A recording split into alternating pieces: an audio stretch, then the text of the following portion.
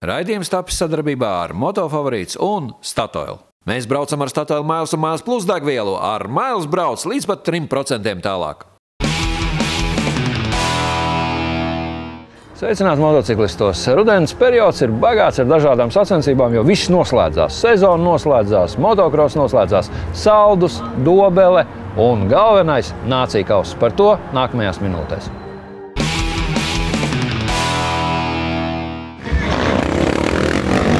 Aizvadīts noslēdzošais Monster Energy superkausa sezonas posms, kurā tika noskaidrot ZZS lielās balvas ieguvēji un 6. sezonas čempioni. MX Pro klasē savu meistarību apliecināja Tanels Leoks, kurš izcīnīja uzvaras visos 3 finālbraucienos. Posma kopvērtējumā 2. vietu izcīnīja Ivo Steinbergs, kuram braucienos 1, 3 un 25. vietas, par 1 punktu no 2. vietas atpalika Dāvis Līvs, kurš kāp uz godu pjedestālu 3. pakāpienā 4. vietā Prīts Rāceps no Igaunijas, bet 5. Lauris Freibergs.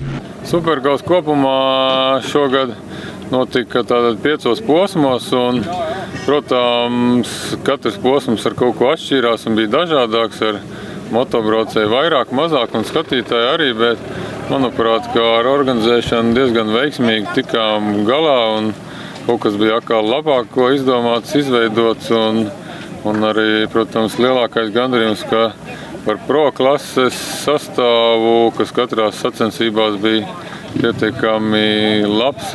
Tā kā arī prieks, ka mazos iesācējus, 50-nieks, 60-nieks varējām iekustināt un tie piedalījās un tā teikt šī Latvijas motocross attīstībā arī no mūsu puses iet uz priekšu.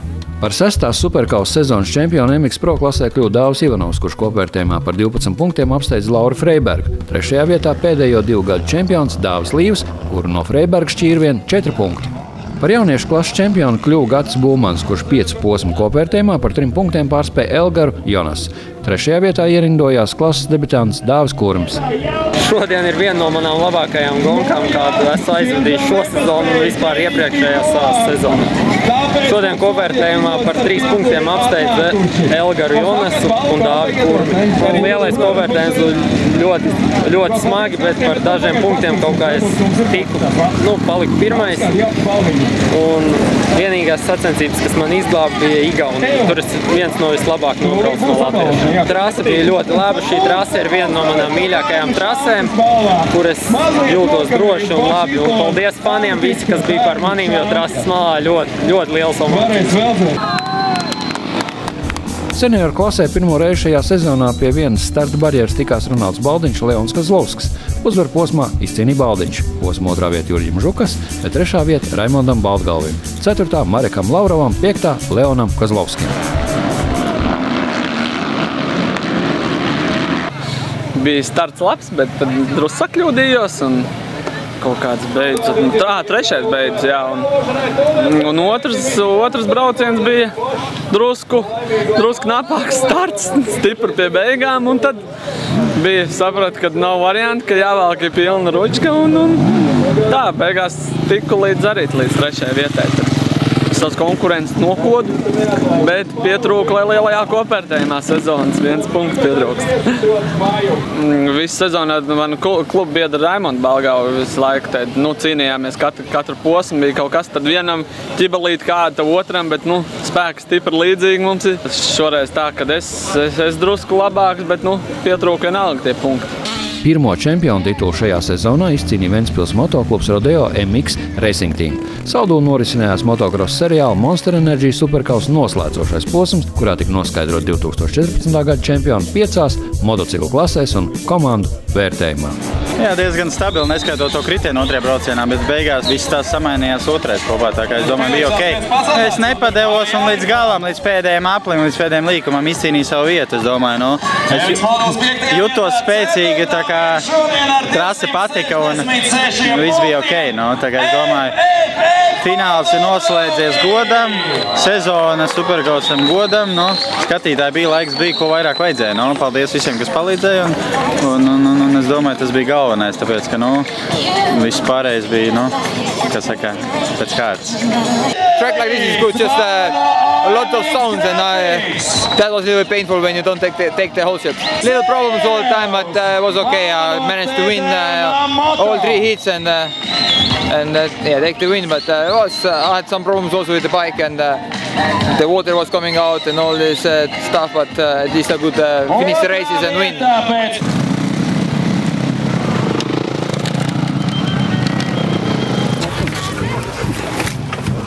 Tās nav skudras. Ir tā, ka es paņēmu kopvērtējumu rezultātus un es ieskatījos šajā lapā tā dziļāk pēc šīs gongstā un ilgāk laika. Un es saprotu, ka mēs esam Tadeo komanda visu kopā izdarījuši vienu lielu darbu. Ja, jo teiksim, nebūs noslēpums, ka mēs to plānojam jau no sezonas sākuma. Ja, bet motocross ir motocross un var notikt dažādi, bet prieks par to, ka mūsu komandas sportisti to uzstādījumu, kāds bija, izdarīja līdz galam. Uzvarējām gan kopvērtējumā Superkausu, gan arī salds noslēdzušā posmā. Paldies tiem čaļiem, kas te strādāja, visu to darīt. Lielisks Superkausa sezonas noslēgums kvadraklases braucējiem Ralfam Reinfeldam, lai arī visas sezonas garumā Ralfu vajāja nepatīkams traumas, tomēr pateicoties cīņas sparam un stabilitātei ir izcīnīts Superkausa čempionu tituls. Viss gāja ideāli, nebija nekādas aizciešanās. Kvalifikācijā uzrādīju ātrāku apilaiku un tad 2 startiņus pacēlu un tad jau diena izdevusies. Junioru klasē labu sniegumu fināla posmā demonstrēja komandas jaunākais sportists Toms Babris, kurš abos fināla braucienos un arī posmu kopvērtējumā izcīnīja 2. vietu. Sezonas kopvērtējumā Tomam godalgot 3. vietu, neskatoties uz to, ka vienu posmu nācās izlaist. Veicās labi, vinnēju abus braucienus, gan kvalifikāciju. Trasa ideāla, ne bedres, ne dubļi. Putekļi arī nebija beigi lielie. Ļoti forša trasa, varbūt drusku akmeņi, bet tā viss īsumā ļoti labi. Lielajā kopvērtējumā es laikam paliku 2. vietā. 1. vietā ierindojās Dāvids Rjābols, jo es izlaidu vienu posmu Rīgas Zaķasalas, jo man bija Eiropas čempionāts Polijā. Nākamgad jāsāk braukt ar 125 kubikcentimetru motociklu, un tajā skatīsies, kā veiksies. Vēl 5 minūtes brauciens iesācēja klasē, tikmēr jaunieši jau gatavojas savam pirmajam startam. Mūsu Superkausa sezona 2014 bija ļoti laba. Bija tā, ka aizraujošas cīņas visas sezonas garumā, tā ka pa punktam, pa 2 punktiem izšķīrās pēdējā posmā, līdz pat pēdējiem posmam visi turpināja cīnīties kopvērtējumā. Un šodien savukārt, ja tādi notikumi vispār bija pilna trasa, visas dienas garumā čaļi cīnījās. Tas, ka Meņģelis ar kvadru pieteicās VIPu konkursā, turklāt dabūja vēl arī skatītāju simpātiju balvu, ko vēl var saprast, bet arī 2. vietu tiesnešu vērtējumā tas vispār ir fantastika. Tiekamies 2015. gadā!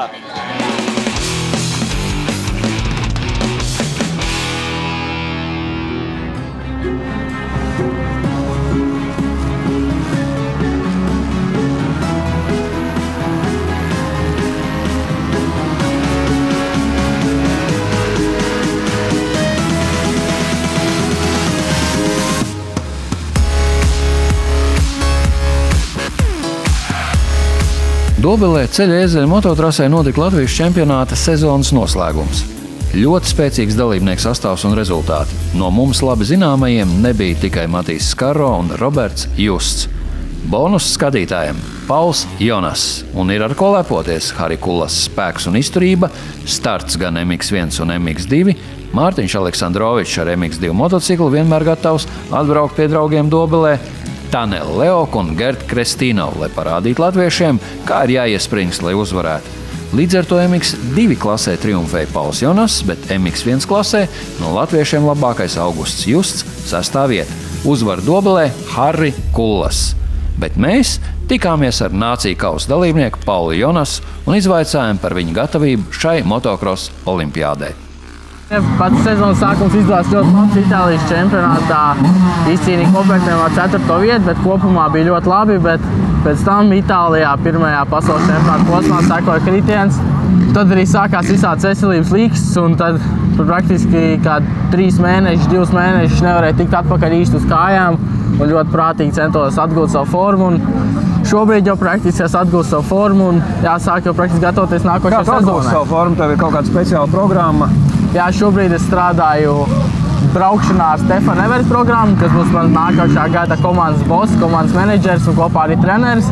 Un fiziskā sagatavotībā es strādāju ar Stefanu Evertu bijušo fizisko treneru Viliju Lindenu. Šobrīd es domāju, ka man ļoti daudz jāpieliek braukšanā, jo praktiski uz apuli man ir jānomet 3 sekundes, un tad es varu būt top braucējs. Tā kā šo ziemu smagi būs jāstrādā cross trasēm, protams, arī ārpus tās arī fiziskajos treniņos. Ja tev ir jānomet šīs 3 sekundes, tas nozīmē, ka tu svaru met nost vai ko?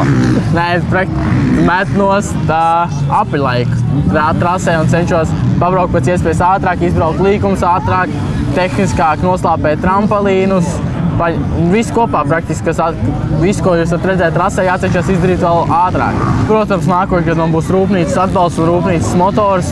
Viss rūpnīcas motocikls, kas ir pilnībā atšķirīgs praktiski no šitā motocikla, jo būs viss labākās detaļas, kādas iespējams atrast, un tieši tiks strādāts tā, lai tas motocikls būtu perfekts man. Dobela, ceļa iezeļu trasa, kā ir? Šodien saulains, vakar lietas. Priekš šodien tas ļoti labi, ka lietas līja, jo trasa ir praktiski perfekta. Vienīgais neliela problēma ir tā, ka ir viena špūra daudzās līkumos un ir ļoti grūti apdzīt. Bet tā trasa ir ļoti forša un es pat teiktu, ka jau līdzīgi, kas ir redzami pasaules čempionātos ar špūrēm un nedaudz jau arī izsistām bedrēm, bet gaidīsim, ka izsitīsies vēl. Tu esi viens no tiem, kas ir nominēts Nāciju kausam, tūliņās ir arī klāt. Kāda ir? Tu jūti, ka iet vēl uz augšu? Jācenšas pielikt ir nedaudz vēl pie izturības, var nobraukt 35 minūtes ar pilnu ātrumu. Un Nāciju kausā ir tā, ka no pirmā brauciena līdz otram braucienam MX2 klasē ir 40-50 minūtes starpa, tā kā tas nav maz un ir jābūt ļoti fiziski stipram. Es tev neuzdošu tos jautājumus, ko tu prognozē. Kā būs, tā būs. Mēs iesim, tev jutīsim līdzi un būs labi. Tieši tā, bet Nāciju kauss Latvijā. Pirmo reizi. Jā. Tas ir labi, slikti, tev būs vieglāk braukt, grūtāk braukt. Es domāju, abijādi, gan vieglāk, gan grūtāk. Protams, māja, trase, fani, tas, protams, dos ļoti lielu atbalstu, bet, protams, būs arī mazliet grūtāk, jo būs jānes neliela nasta uz saviem pleciem, jo Latvijā pārstāvēt Latviju tas nebūs viegli. Tev ir svarīgs tas, ka cilvēki nāk un atbalsta tev šī dienā, ka būs sacensības. Protams, tas ir ļoti svarīgi, jo kad jau nāk jau brauciena pēdējās minūtes, kad jau tiek izlietot pēdējie spēki, tas ir ļoti svarīgi, jo tās pēdējās minūtes ir tieši tās svarīgākās motokrosā. Mūsu tuvākie fani biļetes bija nopirkuši, protams, jau pašā pavasarī. Biļetes ar domu, ar cerību, ka Pauls tiks iekļauts Nāciju izlasē. Ja? Un, protams, ka Paulam ir jācenšas parādīt, nevis jācenšas, bet viņš arī tā darīs, es esmu pārliecināts. Šis ir Paula pirmais tāds MX2 klases gads, un lai kaut ko briesmīgi tādu varētu teikt, ka šitā būs viņa ļoti svarīgākā sacensība, ja? Tad es domāju, ka ka viņa svarīgākās sacensības būs pēc gadiem, 2-3, es domāju, tad uz priekšu. Ne tikai MX1, arī tā pašā MX2 varbūt, vai ne? Nākošajā gadā brauks pavisam citu tehniku, ja? Citā komandā. Un es domāju, ka tur būs daudz vieglāk. Tu ko gribi teikt, ka šobrīd ir situācija tāda, nav nemaz tik traki, lai tik izbrauc to pirmo, nav svarīgi. Ja godīgi, kā to pirmo, vienkārši mana doma, ka tā ir tomēr mazāk, vairāk, nevaram mēs ar rūpnīcu braucēju konkurēt. Atšķirās. Ļoti liela starpība. Un arī no otras puses treniņos mēs izmantojam. Praktiski braucam ar tuvu standarta motocikliem, un sacensībās braucam ar savādākiem, jaudīgākiem braucamiem. Un jāpierod braucējiem ir pie tiešām jaudīgas un nopietnas tehnikas. Nevajag brīnumu gaidīt. Tagad viņš nolaišamies pie zemes. Brīnumu nevajag gaidīt, bet Pauls, protams, atdos sev visu 100%. Es zinu, to es varu roku sirds likt un teikt, ka tā būs.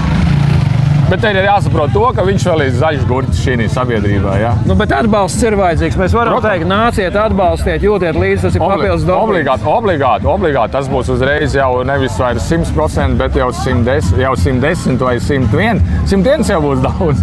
Bet varbūt izspiedīsim 110 no Paula. Ja?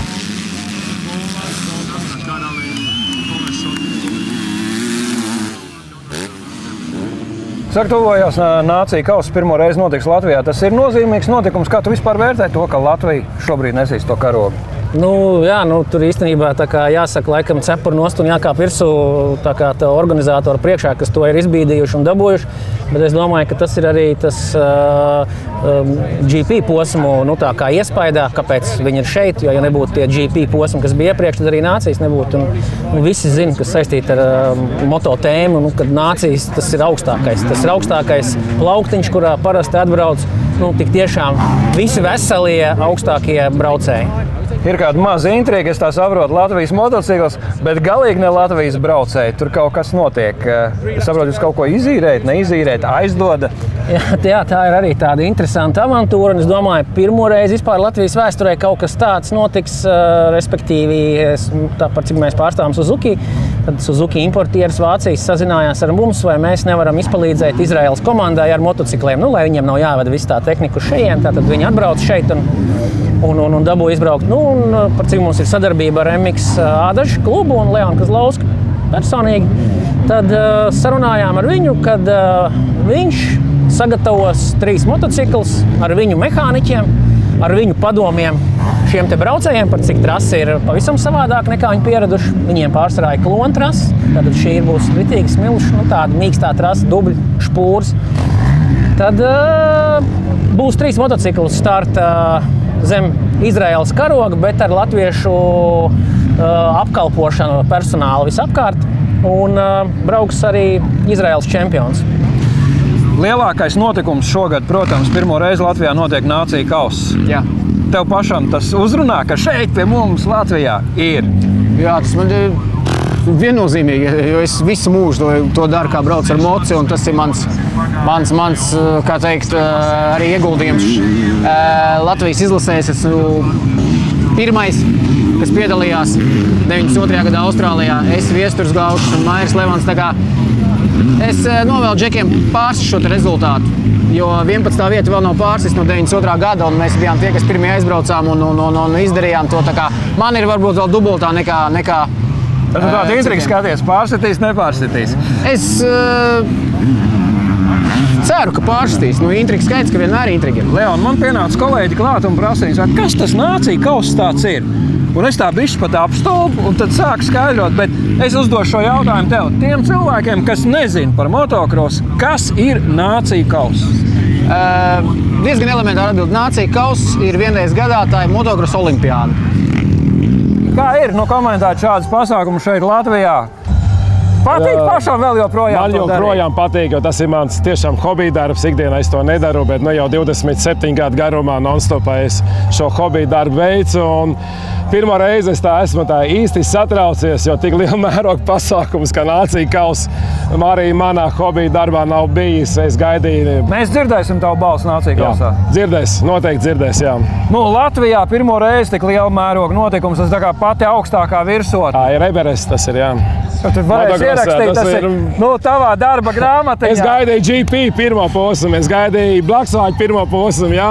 Un tagad nācija kauss 10 gadu atpakaļ, kad es biju Ernī, Francijā, kā Latvijas delegācijas vadītājs. Jā. Man pat sapņos nerādījās, ka varētu būt nācija kauss Latvijā. Un ka es to varēšu komentēt, bet tā doma nebija. Un tagad tā ir realitāte, vēl 2 nedēļas palikušas. Jā. Es tiešām esmu mazliet satraucies. Jā. Es arī pamatīgi gatavojos visam tam pasākumam. Ne? Saka, mūsējie puikas brauks, reka mūs jau dzēn lēnām nost, mēs ejam. Ko darīt? Paiesim no šejienes, normāli.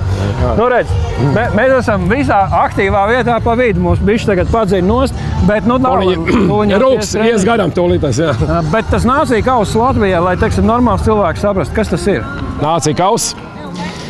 Tas ir pasaules čempionāts komandu cīņā. Ja ir pasaules čempionāts basketbolā, ir futbolā pasaules čempionāts, tad tehniskajā sporta veidā, motokrosā, augstāks virsotnē nav. Jebkurai nācijai ir gods piedalīties komandu cīņā un kā komandai iegūt šo godpilno titulu.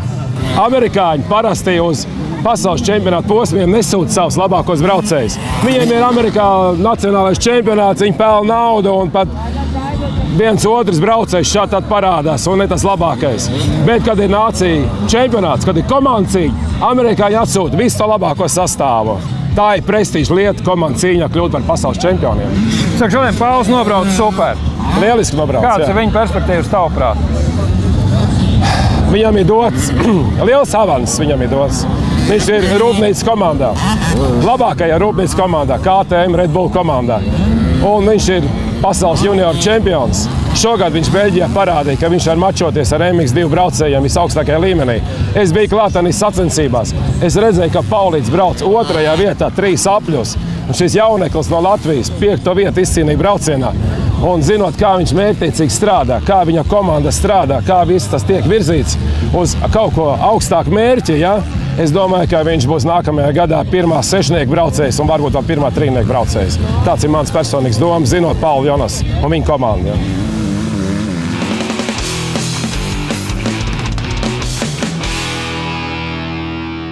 Es vienmēr kaislīgi esmu aizstāvējis visus ceļojumus ar motocikliem, tāpēc, ka tas ir labākais, kas var būt. Varbūt vienīgi vēl ar jahtu apkārt pasaulē. Bet tas jau tā, fantastikai tuvojās. Bet, ja gadījumā jūs dodaties ceļojumā gan ar jahtu, gan ar mocīti, jums ir vajadzīga navigācija. Mēs vien arī testējām sezonas garumā. Šodien parunāsim par tām lietām, ar ko mēs papildus aprīkojam motociklu, pieliekam, piepīpējumu tādu, ja, lai mēs tur varam mobilo telefonu uzlādēt. Šitais konkrēti nāk no laivām. Tur, lai mitrums neiet iekšā. Un neatsverams palīgs ceļējumos ir navigācija, vai Garmin, vai TomToms, pilnīgi vienalga, ko jūs iegādājaties. Manā rīcībā ir nonācis šis te Zumo Garmin 590, pats pēdējais, kas no Garmin sērijas ir domāts motocikliem. Nīl, mēs bieži braucam ar močiem ceļojumos, tu to pats arī labi zini. Vajag mums vai nevajag? Vismaz viens mums parasti ir. Es zinu, ka tev vajag. Es pats nelietoju. Man vienmēr veids to, ka tev ir. Vai mēs braucam lielākā kompānijā kaut kur tālu ārpus, bet to var arī pamanīt, ka tev tas ir, jo reizēm tu pēkšņi kaut kur pazūdi, izrādās tu spaidi tam ekrānu, vai arī viņš vispār ir beidzis strādāt, tad viņi atkal nāks stāties vispār, ja mēs esam kaut kādā strupceļā, stāties malā un pārlādēt vai ņemt to bateriju ārā. Ir dažas lietas, ko jums jāzina par Zumo Garmin. Mums ir gadījies tā, tad redzat, noņemās nost, bet neiet. Viss ekrāns ir melns, un es mēģinu arī iedarbināt. Šeit ir tāda podziņa, es uz viņu spiežu virsū, cik gribu, un nekas nenotiek. Ekrāns nodzis. Tā ir viena no tām lietām, kas nepatīkam pārsteidz. It sevišķi, ja jūs braucat ceļojuma laikā pilsētā, neslēdzās vairs iekšā, neslēdzās ārā, jūs nezināt, ko darīt, kā izkļūt no situācijas, var parādīt. Šeit slēpjās akumulators, un jādara pavisam vienkārši. Mēs atvienojam šo te tieši tāpatās kā kompjuteram, iespraužam atpakaļ un mēģināsim tūliņās atkal palaist dzīvē Garmin. Lieta, sīkums it kā nepatīkam redzēt, aizgāja, parādās burtiņa Garmin un viss. Vasaras sezonas laikā 5 reizes šādi atslēdzās un šādi vajadzēja pārstartēt. Es pieļauju, pie kādas 20. reizes var tas kontaktiņš paļurkāties.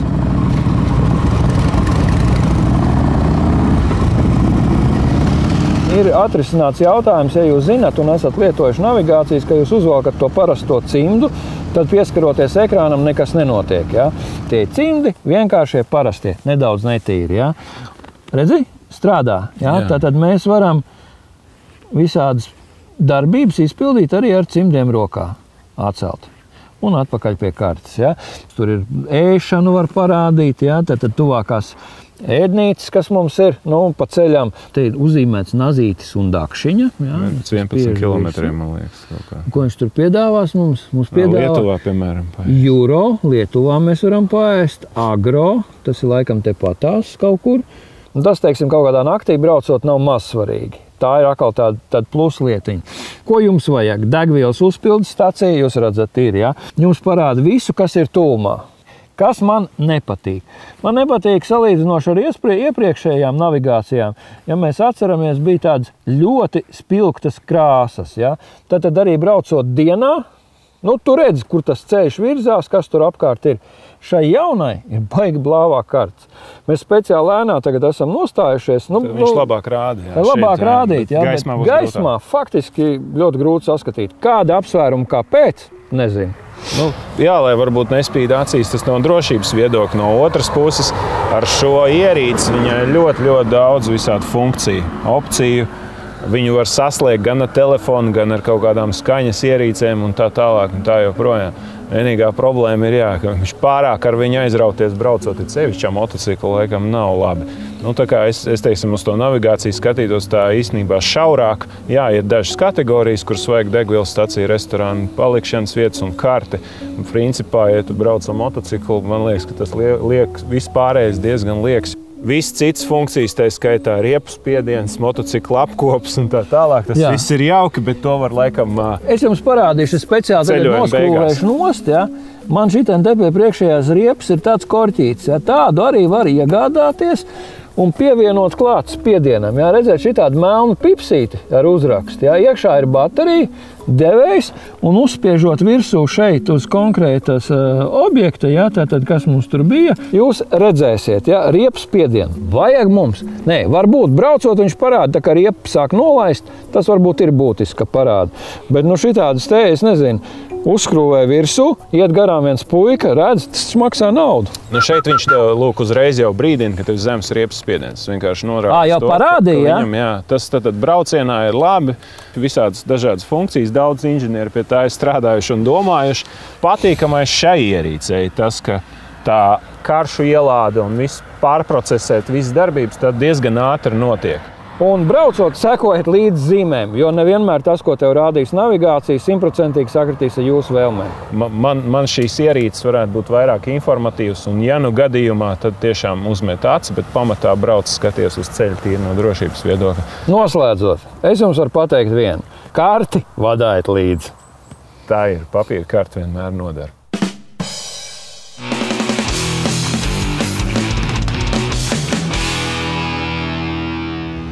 Lai cik skumji nebūtu atzīti, rudens tomēr ievieš korekcijas. Vēl šonedēļ, nākošu nedēļu pabraukāsim, un tad jau lēnām paliks augsts, slapjš, nemīlīgs. Bet kamēr saule spīd, motociklists trūc un brauc. Rakstiet, mūsu adrese ir šeit. Mēs centīsimies atbildēt savas kompetences robežās, bet pagaidām aidāra mocīt, kamēr saule spīd. Atā!